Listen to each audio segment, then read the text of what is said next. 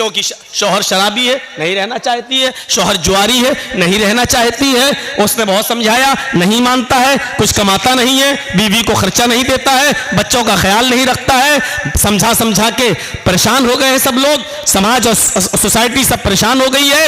ऐसी सूरत में अगर वो खुला ले रही है और आदमी तलाक नहीं दे रहा है तो इस औरत का खुला नाजायज नहीं माना जाएगा बल्कि जायज माना जाएगा। यहां तक कि अगर किसी का शौहर बेनमाजी है, खूब खिलाता है, खूब पिलाता है, हर चीज का ख्याल रखता है अपनी बीवी का, लेकिन शौहर बेनमाजी है, वख़ैरुल हदी हदी मुहम्मदिन सल्लल्लाहु अलैहि वसल्लम,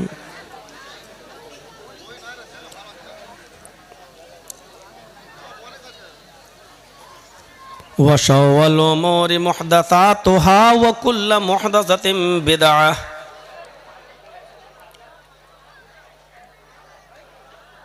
व कुल्लु बिदअतिन ज़लालह, व कुल्लु ज़लालतिन फिन्नार।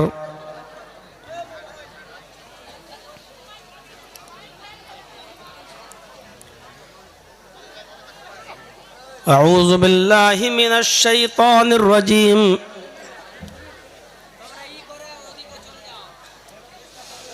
बिस्मिल्लाहिर रहमानिर रहीम।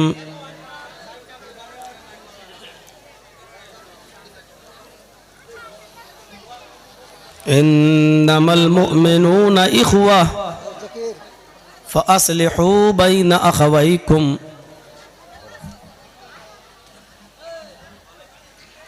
वक़ाल तआला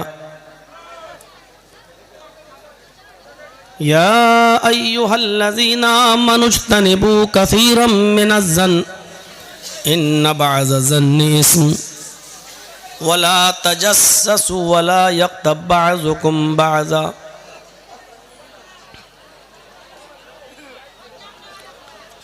रब्बि इश्रह ली सदरी वयस्सिर ली अमरी वहलुल उक़दतम मिन लिसानी यफ़क़हू क़ौली।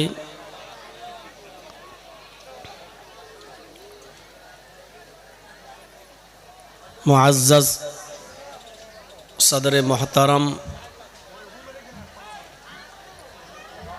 दीगर मुअक्कर व मुअज़्ज़ज़ उलमाए किराम,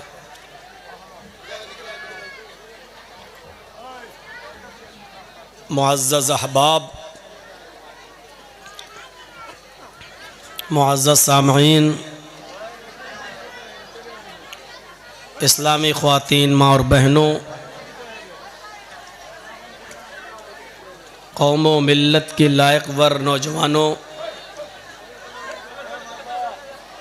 अज़ीज़ बच्चों,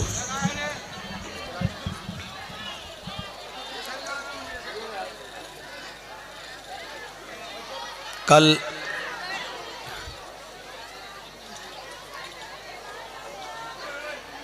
एहतराम इंसानियत और तकरीम इंसानियत के मौजू पर आपके सामने मैंने कुछ बातें रखी थी और ये बताने की कोशिश की थी कि इस्लाम वो मज़हब है जो इंसानियत का सबसे बड़ा दर्स देता है, इंसानियत से भरा हुआ है। और ये भी मैंने कल बताया था कि अगर किसी मज़हब से इंसानियत निकाल ली जाए तो वो मज़हब नहीं रहता है। मैंने कल आपको ये भी एक मिसाल दी थी कि मरने वाला कोई भी हो, डॉक्टर ने अगर ऑपरेशन बता दिया हो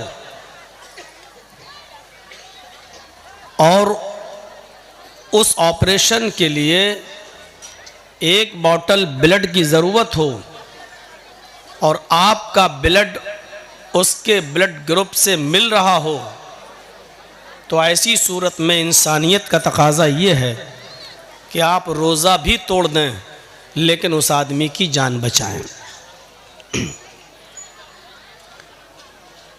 ये इंसानियत का कल मैंने तज़किरा किया था। ये इंसानियत ही थी कि नबी अकरम सल्लल्लाहु अलैहि वसल्लम अपने सहाबा के साथ बैठे हुए थे, अचानक एक यहूदी का जनाजा निकला। यहूदी लोग अपने तौर और अपने तरीक़े के मुताबिक जा रहे थे। यहूदियों का जनाजा देखकर अल्लाह के नबी सल्लल्लाहु अलैहि वसल्लम खड़े हो जाते हैं, आपके साथ आपके सहाबा भी खड़े हो जाते हैं। जब जनाजा आगे बढ़ जाता है तो सहाबा ने सवाल किया, अय अल्लाह के नबी, क्या किसी यहूदी के जनाजे को देखकर हम खड़े हो सकते हैं? मरने वाला तो काफिर था। तो अल्लाह के नबी सल्लल्लाहु अलैहि वसल्लम ने उसका जवाब ये दिया, काफिर था तो क्या हुआ, क्या मरने वाला इंसान नहीं था? यानी हम उसके कुफ्र की वजह से खड़े नहीं हो रहे हैं, वो तो अपने अंजाम को भुगतेगा ही। हम इंसानियत के एहतराम में खड़े हो रहे हैं। उसके घर वालों को, आइज़्ज़ा और अकारिब और रिश्तेदारों को तकलीफ़ है, दर्द है उसके मरने का, हम उनके गम में शरीक हो रहे हैं। और किसी के गम में शरीक होना ये बुरी बात नहीं है। ये चीज़ें हमें बतला रही हैं कि हम किसी भी काफिर के जनाजे को देखकर खड़ा हो सकते हैं। खड़ा ही नहीं हो सकते बल्कि उसके जनाजे में हम उन लोगों के साथ चल भी सकते हैं। यहां तक कि अगर किसी को शमशान घाट में जलाया जाता है तो आप गैर मुस्लिमों के जनाजे में शिरकत करते हुए शमशान घाट तक जा भी सकते हैं। लेकिन हां, अगर वो आपको ये कहें कि हमारे भाई को या हमारे बाप को अपने हाथ से चिता लगा दो, जला दो, तो आप ये काम नहीं कर सकते, क्योंकि जलाने से रोका गया है। लेकिन जहां तक वो जा रहे हैं उनके जनाजे में शिरकत कर सकते हैं। ये इंसानियत है। नबी अकरम सल्लल्लाहु अलैहि वसल्लम के पास एक औरत आती है, वाकया सुना है आपका, और कहती है कि अल्लाह के रसूल, इन्नी कद असब्तुल हद्द या रसूल अल्लाह, अल्लाह के नबी मैं हामिला हो गई हूं और हद को पहुंच चुकी हूं, मुझे संसार कर दीजिए क्योंकि मुझसे जिना का सुदूर हुआ है और जिना की पैदावार मेरे पेट में है। यानी किसी चरवाहे ने जंगल के मेरे साथ जिना किया है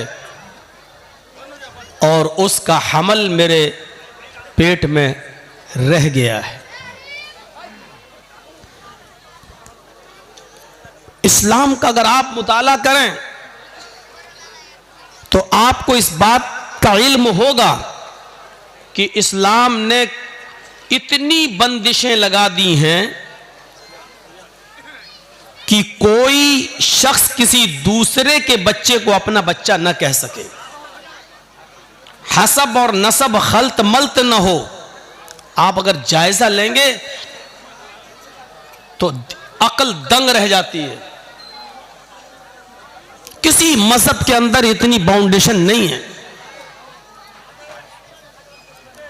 लेकिन इस्लाम इतनी बाउंडेशन लगाता है कि अगर कोई मर्द किसी औरत को तलाक देता है तो तलाक देने के बाद और तीसरी तलाक जो तीसरे महीने में दी जाएगी, उस तलाक के देने के बाद से ही उस औरत की इद्दत शुरू हो जाएगी और 3 महीने वो इद्दत गुजारेगी। और तीसरे महीने में दी हुई तीसरी तलाक के बाद अब वो औरत आपके लिए कभी भी किसी भी सूरत में हलाल नहीं हो सकती है। पहली तलाक जब आपने दी तो आपको हक था रुजू करने का, दूसरे महीने में दूसरी तलाक दी तब भी आपको हक था उस औरत को रुजू करने का। लेकिन जहां आप तीसरे महीने में तीसरी तलाक देंगे तो तीसरी तलाक जैसे ही आपके मुंह से निकलेगी उसके बाद फिर वो औरत जो आपकी बीवी थी तीसरी तलाक के बाद बिल्कुल लिया मुकम्मल तौर पर कंप्लीटली आपके लिए हराम हो जाएगी और वहीं से उस औरत की इद्दत शुरू हो जाएगी। 3 महीने की वो इद्दत गुजारेगी और 3 महीने की इद्दत गुजारने के बाद फिर वो जहां शादी करना चाहे कर सकती है, लेकिन 3 महीने से पहले नहीं। ये बाउंडेशन क्यों लगाई गई है? ताकि पहले शौहर का जिसने तलाक दी है उसका हमल कहीं इसके पेट में रुका हुआ ना हो। ऐसा ना हो कि ये किसी और से शादी कर ले और वो शौहर भी इससे जिस्मानी ताल्लुकात कायम कर ले और जब बच्चा पैदा हो तो तलाक देने वाले आदमी और उसके घर वाले ये कहें कि ये बच्चा तो मेरा था और जिसने उससे निकाह किया है वो ये कहे कि ये बच्चा मेरा था। इस झगड़े को भी खत्म कर दिया और 3 महीने की इद्दत औरत को गुजारने का हुक्म इसलिए दिया ताकि हमल का पता चल जाए कि तलाक देने वाले आदमी का कोई हमल तो इसके पेट में नहीं रुका। इतनी बाउंडेशन लगाई गई। शौहर अगर इंतकाल कर गया, मर गया, तब उसकी बीवी को ऐसी कंडीशन में भी इद्दत गुजारना पड़ेगी और वो इद्दत होगी 4 महीना 10 दिन। मगरिब की अजान से पहले शौहर का इंतकाल होता है तो वो पहला दिन माना जाएगा। मगरिब की अजान के बाद किसी का इंतकाल होता है तो दूसरा दिन जब सुबह शुरू होगा तो वो पहला दिन माना जाएगा। याद रखिएगा इन मसलों को,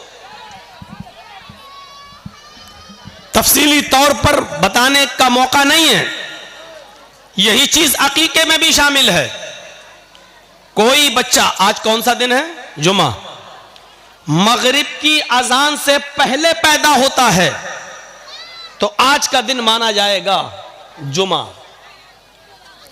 मगरिब की अजान के बाद अगर बच्चा पैदा होता है तो सनीचर का दिन, सैटरडे का दिन पहला दिन माना जाएगा। अब उसका अकीका कब होगा?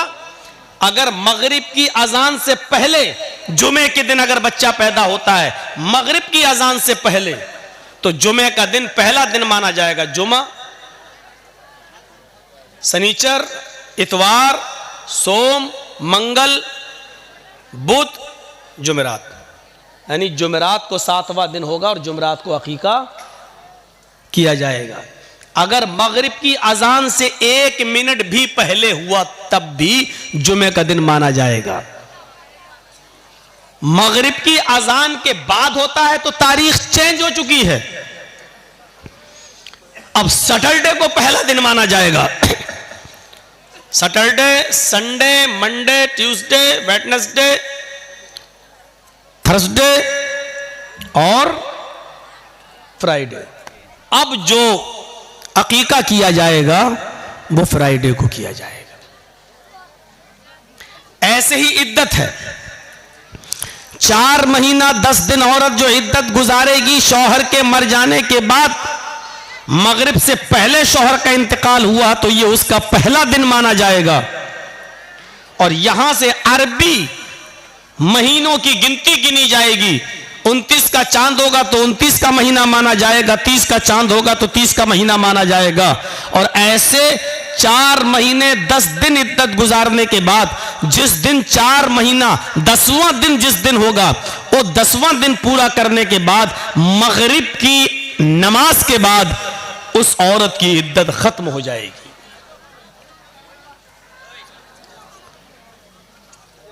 औरत की इद्दत भी इतनी सख्त नहीं है जितनी आज हम लोगों ने बना दी है।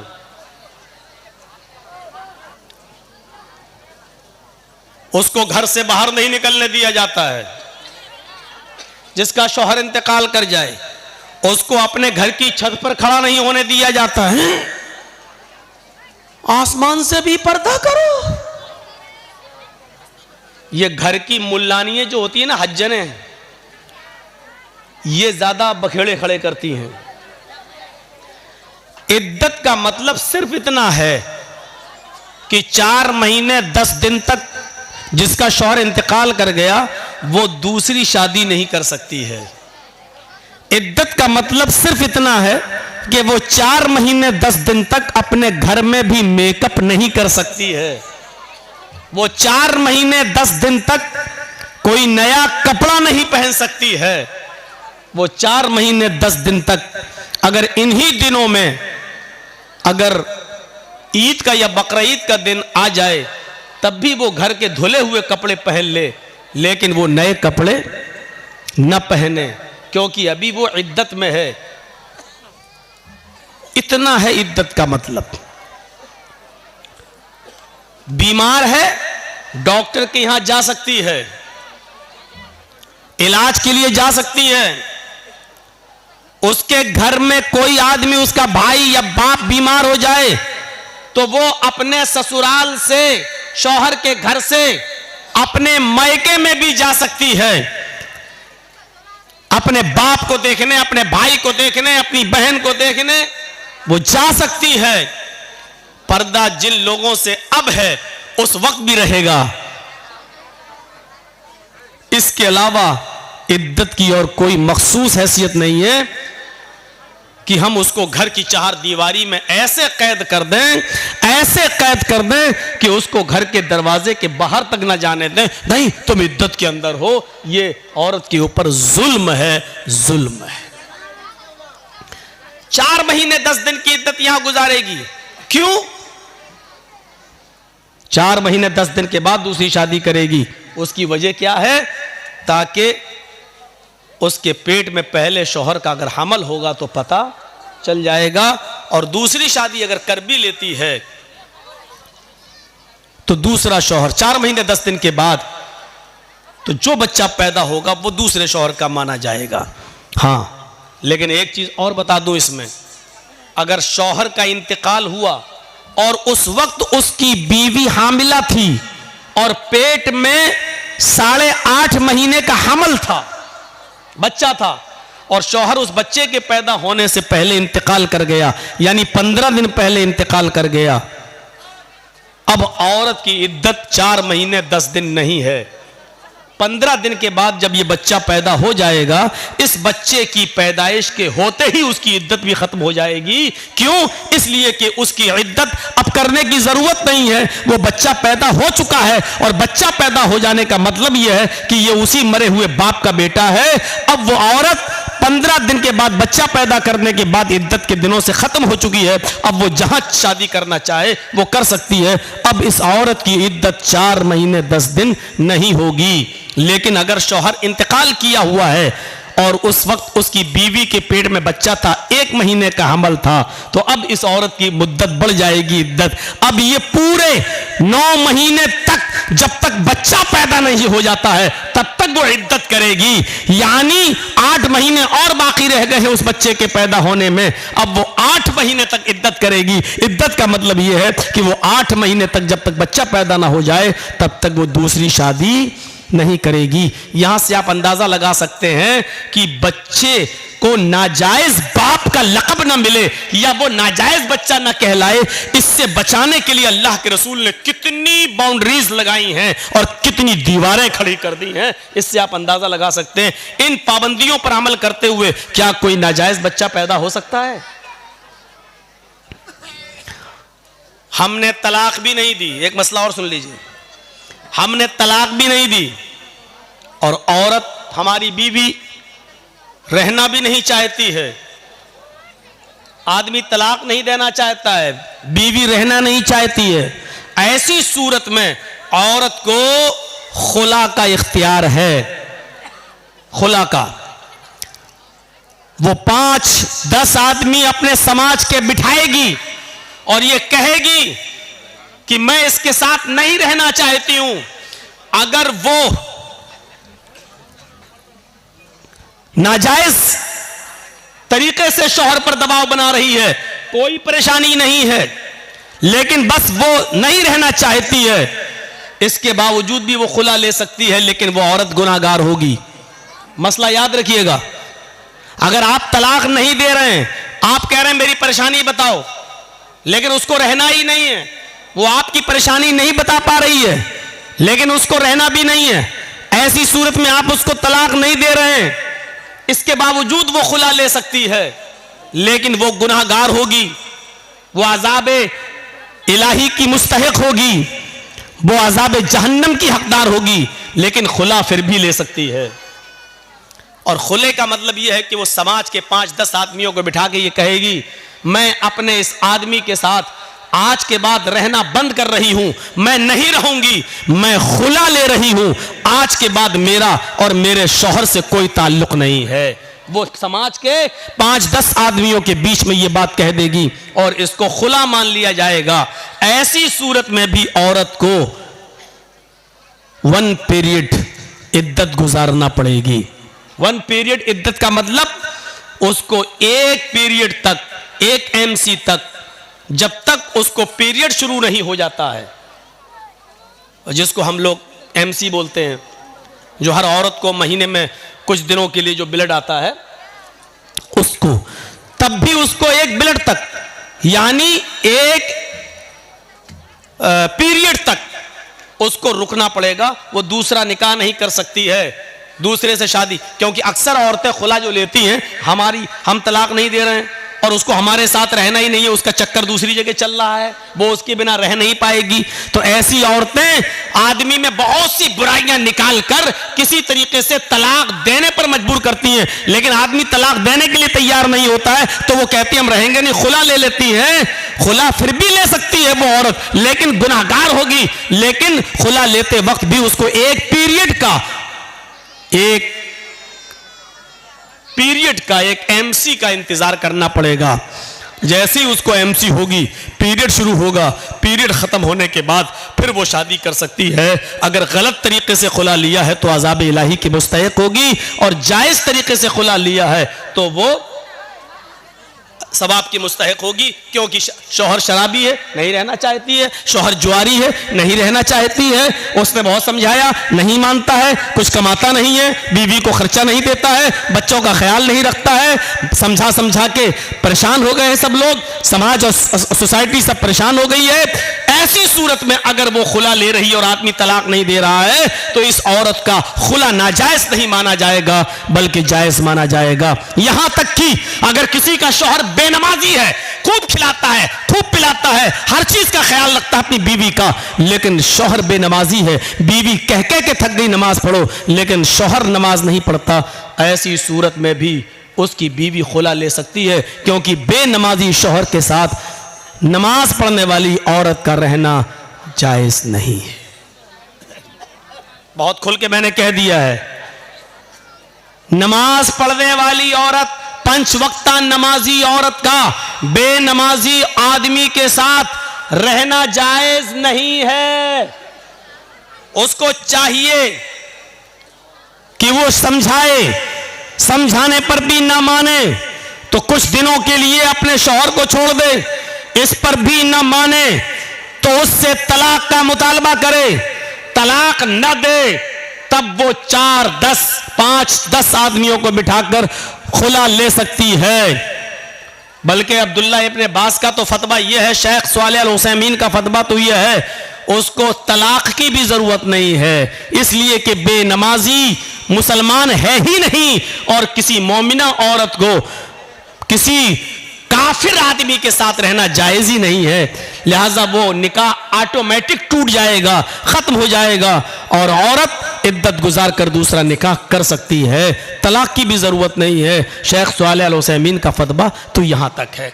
ये बात एक तमहीदी तौर पर थोड़ी सी लंबी बात हो गई है, लेकिन जहन में आपके बैठ गई होगी।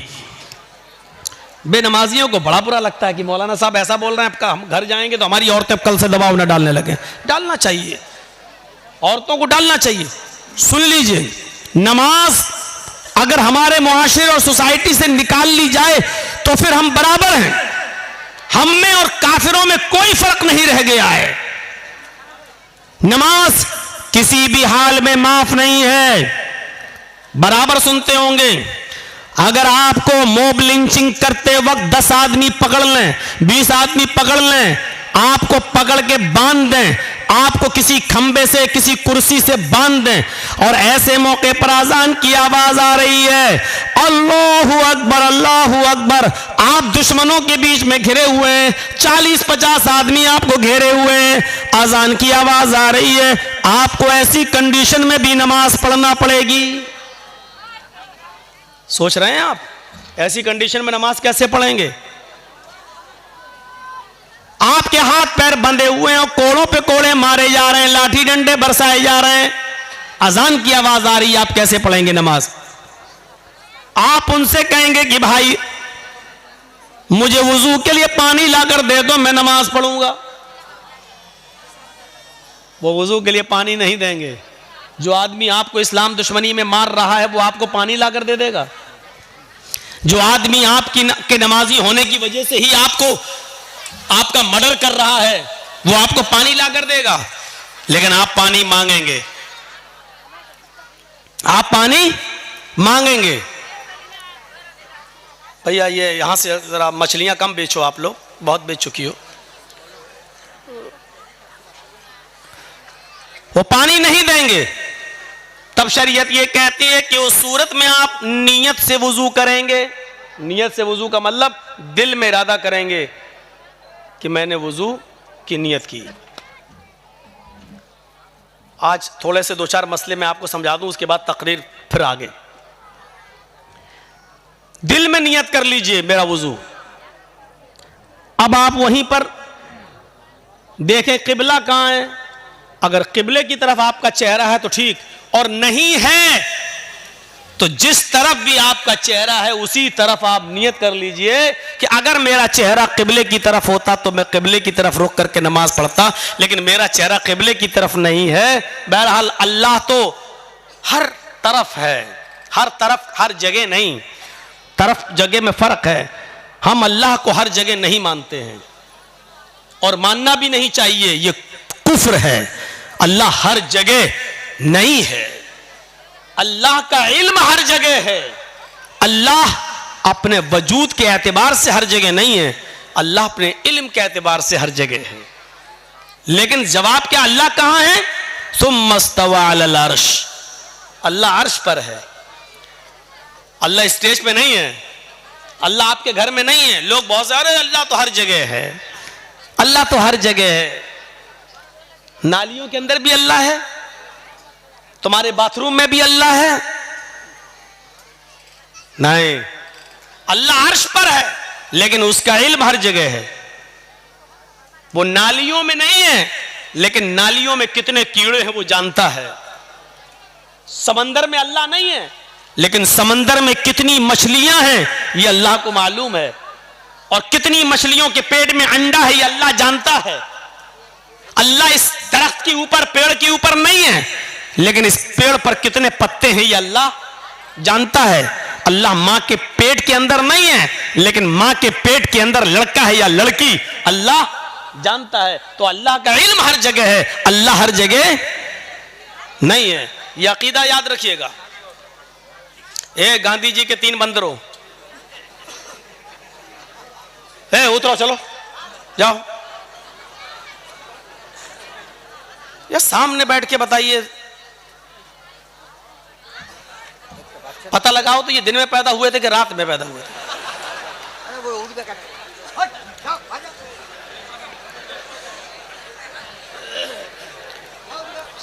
इतना बड़ा जलसा और जलसे के सामने बैठकर इतना बड़ा, इतनी शरारत।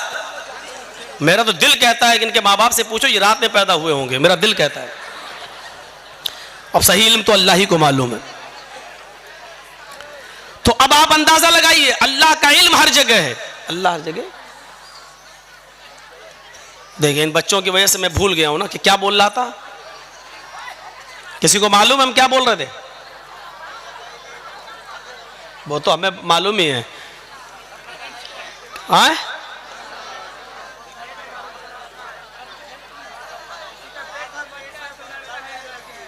ये तो हम पता है। कहां से हम आगे निकले थे ये बताइए।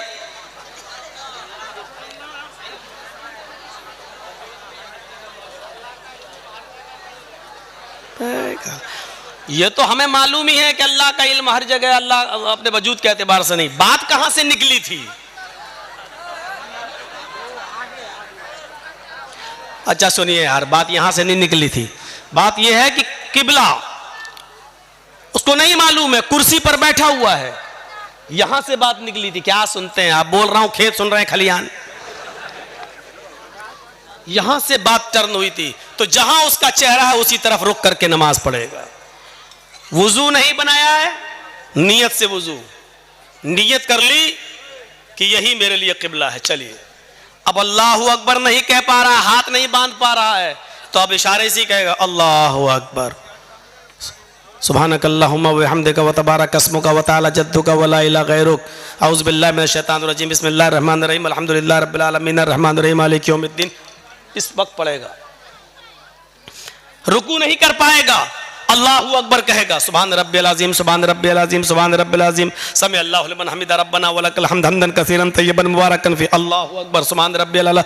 वो नहीं कर पा रहा सजदा, लेकिन मुंह चलाकर पढ़ेगा। लेकिन पढ़ना इस हाल में भी है। अब आप अंदाजा लगा सकते हैं, 50 आदमी घेरे हैं, मार रहे हैं, लाठी डंडे और अजान का वक्त है, आपको नमाज इस वक्त भी पढ़ना पड़ेगी। अब आइडिया लगाइए कि हम कितने % मुसलमान हैं।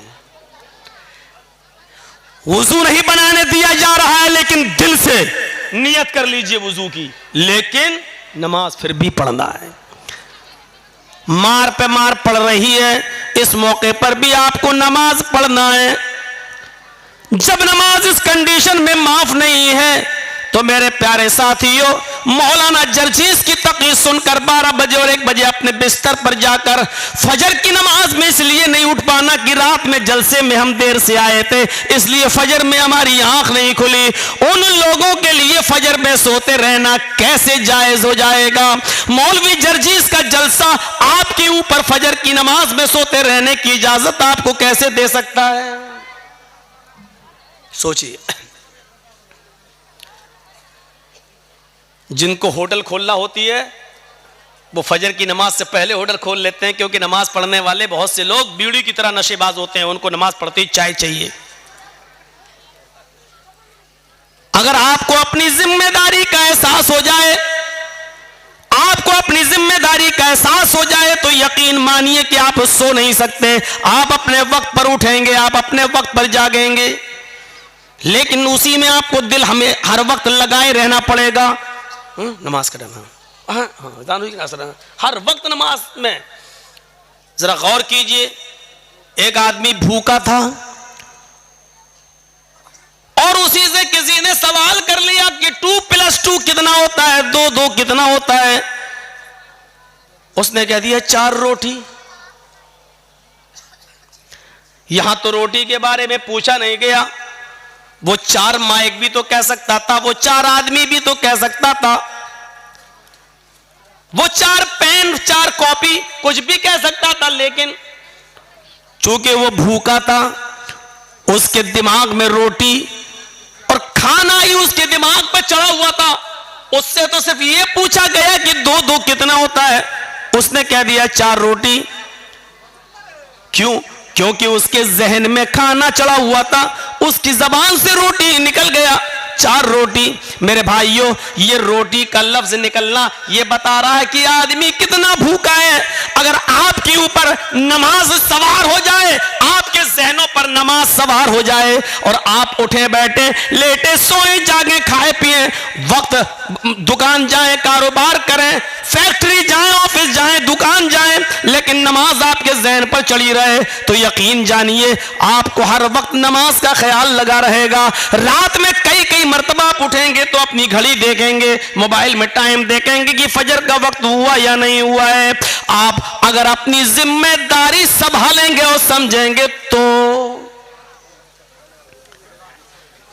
एक फकीर ने देखा कि हमारे मुल्क का बादशाह हुकूमत भी बड़ी अच्छी चलाता है और इसके बावजूद उसकी एक भी नमाज तर्क नहीं होती है और वो दीनी काम भी बहुत अच्छा करता है।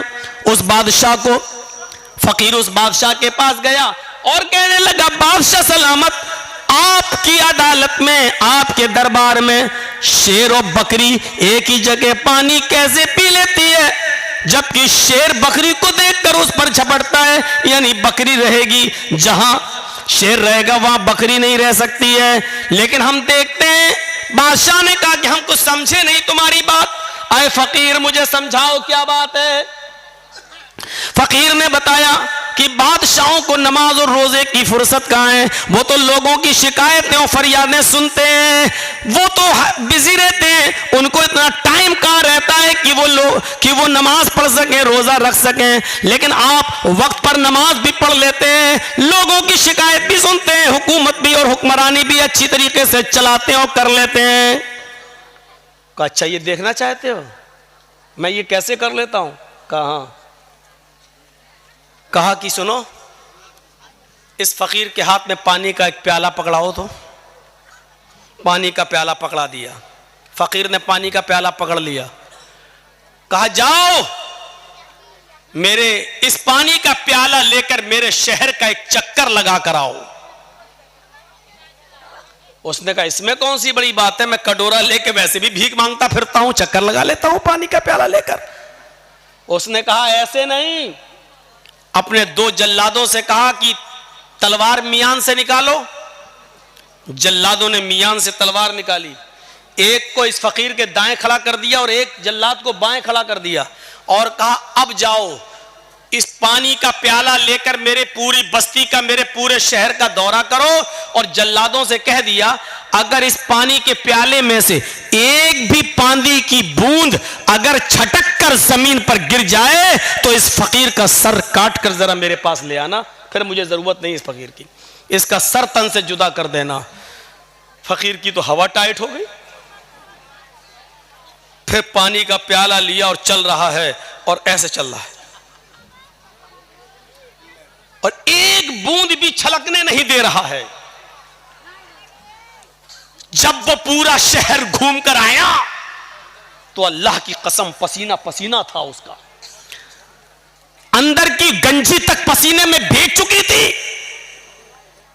बादशाह ने कहा इधर आओ फकीर, इधर आओ बाबा।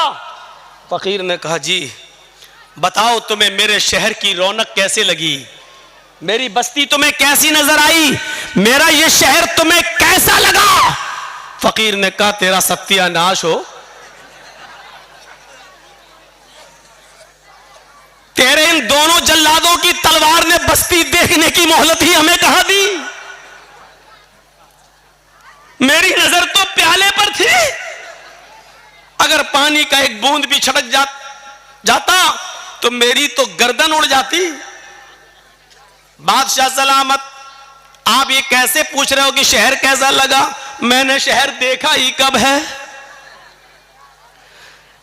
बादशाह ने जवाब दिया तुम मुझसे पूछते हो कि हुक्मरानी कैसे कर लेते हो और नमाज कैसे पढ़ लेते हो, जिस तरह मेरे 2 जल्लादों की तलवार ने तुम्हें शहर की रौनक को देखने से गाफिल कर दिया, ऐसी कुरान करीम के अंदर आयाते जहन्नम को पढ़ पढ़ कर और सुन सुनकर मैं भी दुनिया व माफिया से गाफिल हो गया। मुझे अल्लाह की लौ लगी रहती है, मुझे अपनी रियाया और आवाम की हिफाजत की फिक्र होती है, वो भी कुरान की रोशनी में। और जैसे अजान का वक्त होता है मैं नमाज के लिए चला जाता हूं।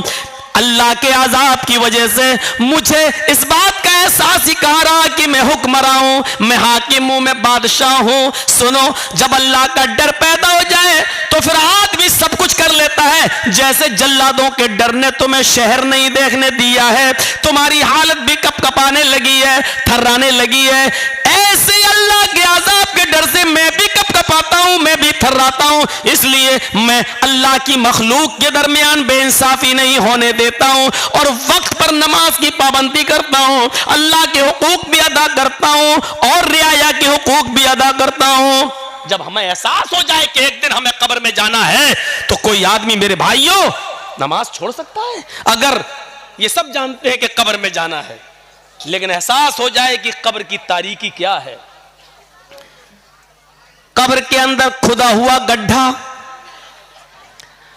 उसमें रखी हुई लाश, उसके ऊपर रखे हुए लकड़ी के तख्ते और फिर ऊपर से मिट्टी। मेरे भाइयों, इतनी तारीक रात, सूरज की रोशनी का अंधेरा, लकड़ी के तख्तों का अंधेरा, कब्र की मिट्टी का अंधेरा, इस अंधेरे में हमें और आपको सबको जाना है।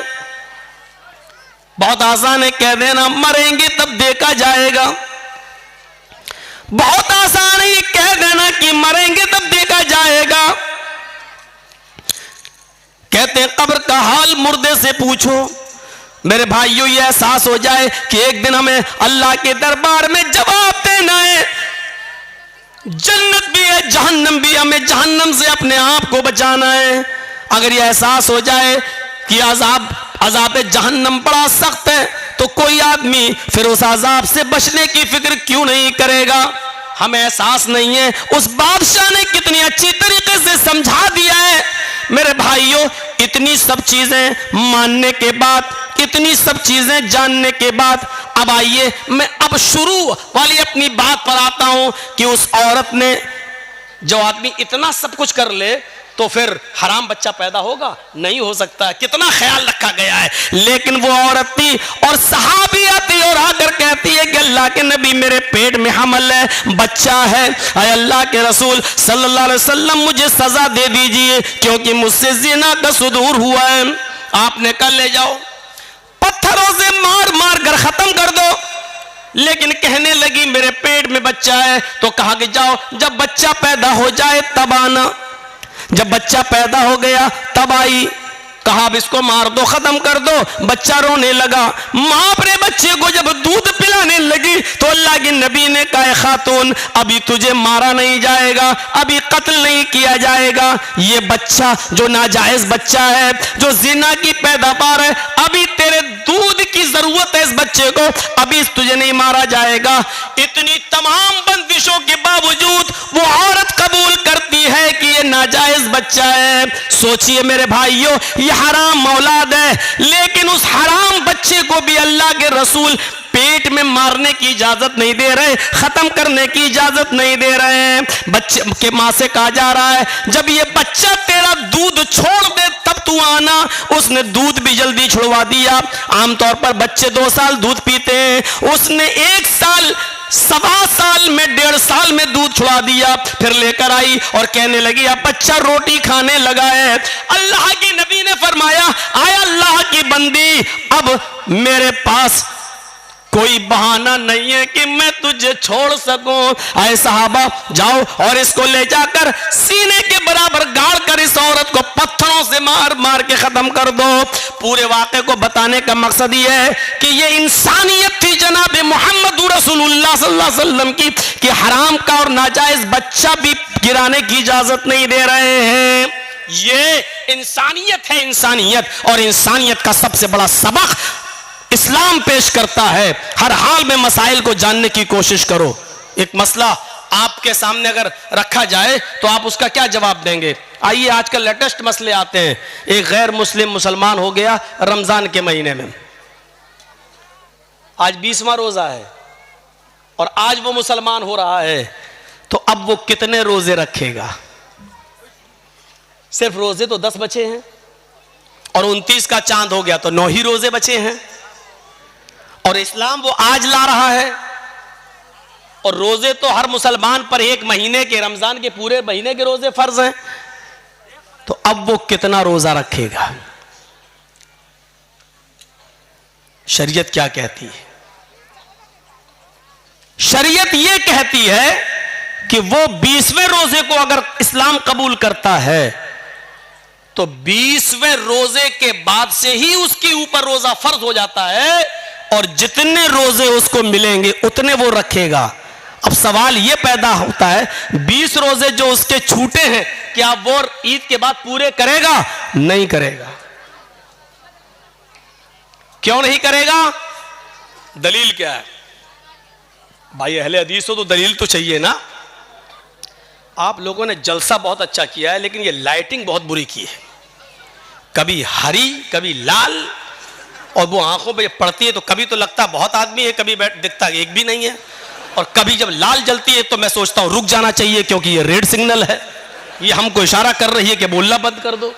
अरे ये तुमको किसने? अरे जर्जी साहब का जलसा है, कोई बारात में नहीं आए हैं निकाह के लिए, ये ऐसी लाइटिंग जलसों में? अरे लाइट ऐसी होनी चाहिए जो जलती रहे, बस बुझे नहीं। तो ऐसा लग रहा है जैसे आंख मार रही हो। अल्लाह की कसम बड़ा डिस्टर्ब हो रहा हूं। कल भी हुआ था लेकिन कल मैं बोल नहीं पाया, सारा गुस्सा इन चैनल वालों पे उतर गया। आज ये लाइट वाले पे लग रहा है सारा गुस्सा उतार दो। कभी लगता है एकदम कहां चलेगी पब्लिक, कभी लगता है यो देखो वहां तक बैठी हुई है। भाई हमारी भी तो आंखें हैं, कोई हम बहुत बड़े बाबा तो है नहीं कि यहां बैठे बैठे हम कलकत्ता तक तो देख लें, इतनी मशीन तो है नहीं मेरी आंखों में। तो मेरे भाइयों, अब वो 20 रोजे के बाद जितने मिलेंगे वो रखेगा, पहले के नहीं। क्यों? क्योंकि पहले उस पर रोजे फर्ज थे ही नहीं। इस्लाम तो वो अभी लाया है, मुसलमान तो वो आज हुआ है। आज से पहले उस पर रोजे फर्ज थे ही नहीं, फर्ज आज हुए हैं, तो जितने मिलेंगे उतने रोजे रखेगा। एक और मसला याद रखिएगा, एक गैर मुस्लिम अभी मुसलमान हुआ है 20वें रोजे को, और टाइम है 5 बजे का, शाम को 5 बज रहा है, और अभी इस्लाम लाया, अशहदु अल्ला इलाहा इल्लल्लाह व अन्ना मुहम्मदर रसूलुल्लाह, इस्लाम ले आया, कलमा पढ़ लिया। 5 बजे से ही उसके ऊपर रोजा फर्ज हो गया है। सुन लीजिए, अब 5 बज रहे हैं, अभी इस्लाम लाया है, 5 बजे से ही उसके ऊपर रोजा फर्ज है। यहीं पर वो नियत करेगा मैं रोजे से हूं। अब यहां से रोजा है वो, और आपके यहां रोजा इफ्तार हो रहा है मान लीजिए 6 बजे, तो बस 1 ही घंटे के बाद वो रोजा इफ्तार करेगा और उसका ये एक रोजा माना जाएगा। 5 बजे अगर इस्लाम लाया है तो 5 बजे से ही उसके ऊपर रोजा फर्ज हो गया है, और जब इफ्तार का वक्त होता तब वो इफ्तार कर लेगा, उसका ये एक रोजा माना जाएगा। अब सवाल ये होता है कि वो 5 बजे तक तो खूब खाता पीता रहा, तो खूब खाता पीता रहा, उस वक्त वो काफिर था, उसके ऊपर खाना पीना जायज था। 5 बजे से पहले वो मुसलमान था ही नहीं, इसलिए रोजा नहीं था। 5 बजे इस्लाम लाता है, 5 बजे मुसलमान होता है, इसलिए रोजे के अहकाम 5 बजे से ही उसके ऊपर लागू होंगे। 5 बजे से पहले उसको जो खिलाया पिलाया गया ये अल्लाह की रहमत और मेहरबानी में शामिल कर लिया जाएगा। मेरे प्यारे साथियों, इन मसाइल को जानने की जरूरत है। तो बहुत हो चुका है मौलाना साहब, नमाज के बाद दुआ मांगनी चाहिए कि नहीं, ये पक चुका हूं सुन सुनकर, हम भी पक चुके हैं बता बता कर। चले जाइए मौजमपुर के साइड में, अभी तक नहीं माना जा रहा है। धड़ल्ले से मस्जिद में नमाज पढ़ी जा रही है। 20 साल पहले मैंने कहा था जिस मस्जिद के अंदर कब्र होगी उस मस्जिद के अंदर नमाज नहीं होगी, नहीं माना जाता है। दलील क्या दी जाती है? मदीने में अल्लाह के रसूल की भी तो कब्र है, उसको भी तो दीवारों से घेर दिया गया है। अल्लाह के रसूल की कब्र को आम लोगों की कब्र के बराबर खड़ा नहीं किया जा सकता है, क्योंकि नबियों के बारे में नबी का फरमान यह है कि पैगंबरों की और नबियों के जिस्मों को कब्र की मिट्टी नहीं खाती। लेकिन हमारे और आपके जिस्मों के बारे में नहीं है कि कब्र की मिट्टी नहीं खाती। नबियों के बारे में अल्लाह के रसूल का यह फरमान है कि नबियों को वहीं दफन किया जाता है जहां उनका इंतकाल होता है, जहां उनकी रूह निकलती है वहीं पर उनको दफन किया जाता है। नबियों के लिए मसाइल अलग हैं और अवाम के लिए मसाइल अलग हैं, लिहाजा नबी की कब्र को हम आज की कब्र पर महमूल नहीं कर सकते हैं। अल्लाह के रसूल का ही यह फरमान है कि नबियों को वहीं दफन किया जाता है जहां उनकी रूह निकले, यानी मुझे भी वहीं दफन करना जहां मेरा इंतकाल हो। नबी अकरम ने यह फरमा कर साफ कर दिया कि मेरी कब्र वहीं होगी जहां मेरा इंतकाल होगा। नबियों की कब्र को खोद कर नहीं निकाला जा सकता है, लेकिन किसी इंसान को गाड़ दिया जाए, किसी इंसान को दफन कर दिया जाए और पता चले कि यहां तो मस्जिद थी, मस्जिद में एक आदमी को दफन कर दिया गया, अगर 10 साल बाद 20 साल बाद भी पता चले तो फिर उस कब्र को खोदा जाएगा। अगर उसमें से कुछ हड्डियां मिलती हैं तो उनको निकाला जाएगा और उनको मुसलमानों के कब्रस्तान में मुंतकिल कर दिया जाएगा और कब्र को जमीन के लेवल पर करके उस पर नमाज पढ़ी जाएगी। अगर 10, 15, 20 साल के बाद अगर उसमें हड्डियां भी ना मिले, जब कब्र को खोदा जाए तो उसमें हड्डियां भी ना मिले, क्योंकि जिस्म इंसान का मिट्टी से बना हुआ और जिस्म को मिट्टी बन जाना है। अब अगर हड्डियां नहीं मिलती हैं तो उस कब्र से 1-2 तसला, 1-2 बड़ा बर्तन भरकर मिट्टी निकाली जाएगी और उसको मुसलमानों के कब्रस्तान में मुंतकिल कर दी जाएगी और इस कब्र को जमीन के बराबर करके उस पर नमाज पढ़ी जाएगी। लेकिन मसला है वो अपनी जगह पर कायम रहेगा। आप उसकी चाहे कितनी दीवारें खड़ी कर दें, चारों तरफ से उसको कितना भी घेर दें, लेकिन जिस कब्र मस्जिद के अंदर कब्र है उस मस्जिद के अंदर नमाज नहीं होगी, नहीं होगी, नहीं होगी। ये उसी नबी का फरमान है जिस नबी का फरमान ये है कि नबियों को वहीं दफन किया जाता है जिस जगह नबियों का इंतकाल होता है। उसी नबी का यह भी फरमान है कि अपने घरों को कब्रस्तान मत बनाओ।